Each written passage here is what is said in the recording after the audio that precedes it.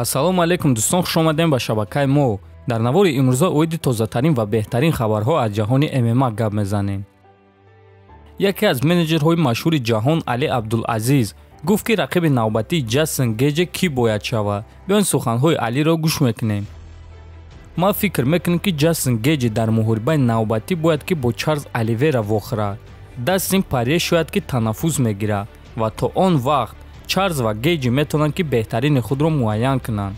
медонам ки UFC муҳорибаи Ҷастинро зидди Чендлер ташкил кардан мехоҳанд, аммо ба гумони ма Чендлер сазовори ягон чиз нест.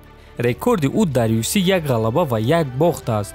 ӯро дар Беллатор ҷангвари вазни ним сабук ба нокаут рой кард ва дар коғаз ин муҳориба беҳтарин аст, аммо Чендлер сазовори ягон чиз нест. ӯ хубтараш бояд даҳонша маҳкам карда шинад ва агар ки Ҷастин бо ӯ ҷангидан хоҳад, пас ӯро хабардор мекунад, не ки ӯ ягон чизро сазовор нест, гуфтааст Абдулазиз. дӯстон, хотиррасон мекунем ки Ҷастин Гейҷ охирон муҳорибаи худро зидди Ҳабиб Нурмагомедов соли гузашта гузаронда буд ва то ҳол ӯ ба қафас баромадагӣ нест. аз Чендлер боша аллакай ду муҳориба дар UFC гузаронд. дар яктояш зидди Дэн Хукер ғалаба ба даст овард, а дар дуюм муҳориба зидди Оливера шикаст хӯрдааст.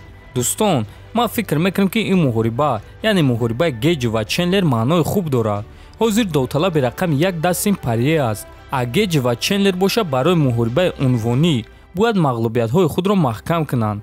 барои ҳамин ғолиби муҳорибаи онҳо метавонад ки довталаби навбатӣ барои камарбанд шавад. агар ин муҳориба баргузор гардад, шумо киро ғолиб мебинед дӯстон? метавонед фикротонро нависед. имрӯз маросими вазнкашӣ ва муҳорибаи рӯбарӯи иштирокчиёни муҳорибаи асосии турнири ИМШАВА ИСЛАМ МАХАЧЕВ ва ТИАГО МОЙЗЕС баргузор гардид ва ҳар дуи ҷангоро вазни даркориро карда тавонистанд ва акнун имшаб дар қафас онҳо беҳтарини худро муайян хоҳанд кард. хотиррасон мекунем ки турнири ИМШАВА аз соати 2:00 ба вақти Москва ва 4:00 ба вақти Душанбе сар мешавад, а муҳорибаҳои асосӣ боша аз соати 5:00 ба вақти Москва ва 7:00 ба вақти Душанбе сар мешавад. ссилкаи бепули пахши мустақими ин турнирро дар телеграм канали Паҳлавон пайдо карда метавонед. ссилкаи телеграм дар якум комментария закрепид шуда. ва пеш аз муҳориба дар суҳбат бо журналистҳо ИСЛАМ МАХАЧЕВ гуфт ки барои чӣ дигар ӯ бо Ҳабиб Нурмагомедов спарринг намегузаронад ва айни замон вазни Ҳабиб чанд килограмм аст. биён суханҳои Махачевро гӯш мекунем. Ҳабиб якчанд ҳафта пеш назди мо омад, аммо дар ин лагер ӯ бо ман спарринг нагузаронд ва умуман аз рӯзи ба анҷом расондани карьераш ман ӯро дар спарринг дидагӣ нестам. медонам ки ӯ спарринг гузарондагиай, аммо ман ба чашмони худ дидагӣ нестам. ва боз ӯ ҳозир барои ман вазнин аст. ҳозир вазни ӯ тақрибан 87-90 килограмм аст, а вазни ман дар вақти омодагӣ 79-80 килограмм буд.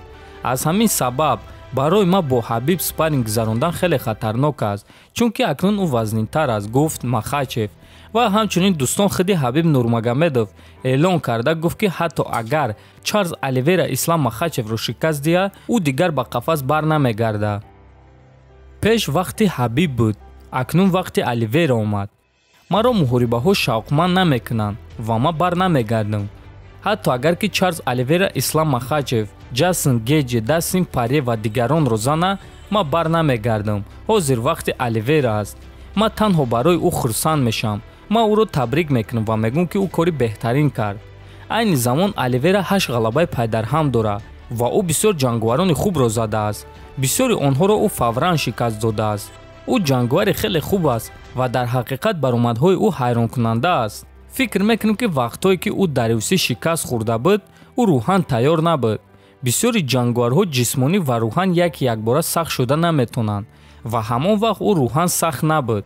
аммо ҳозир Оливера ҳам ҷисмонӣ ва ҳам рӯҳан хеле сахт аст ва дар қуллаи баландии карьераи худ қарор дорад, гуфтааст Нурмагомедов.